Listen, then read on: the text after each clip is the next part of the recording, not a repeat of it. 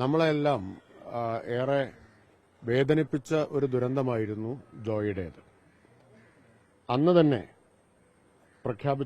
Corporation പ്രഖ്യാപിച്ചതാണ് വീട് നിർമ്മിച്ചു കൊടുക്കും എന്നത്. പ്രഖ്യാപനങ്ങൾ പലരും കേട്ടിട്ടുള്ള ചരിത്രം നമുക്കുണ്ട്.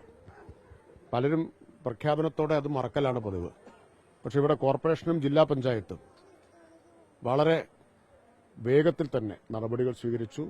ബഹുമാനായ ജില്ലാ പഞ്ചായത്ത് പ്രസിഡന്റ് മുൻകൈയെടുത്ത്, അതുപോലെ MLAയും രണ്ടുപേരും മുൻകൈയെടുത്താണ് ഇവിടെ ജില്ലാ പഞ്ചായത്ത് സ്ഥലം വാങ്ങിക്കൊടുത്തത്.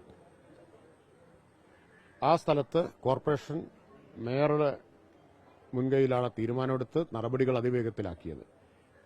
മാർച്ച് 26-നാണ് ഞങ്ങൾ എല്ലാവരും കൂടി ഇതുപോലെ വന്ന് ഈ വർഷം മാർച്ച് 26-നാണ് തറക്കല്ലിട്ടത്.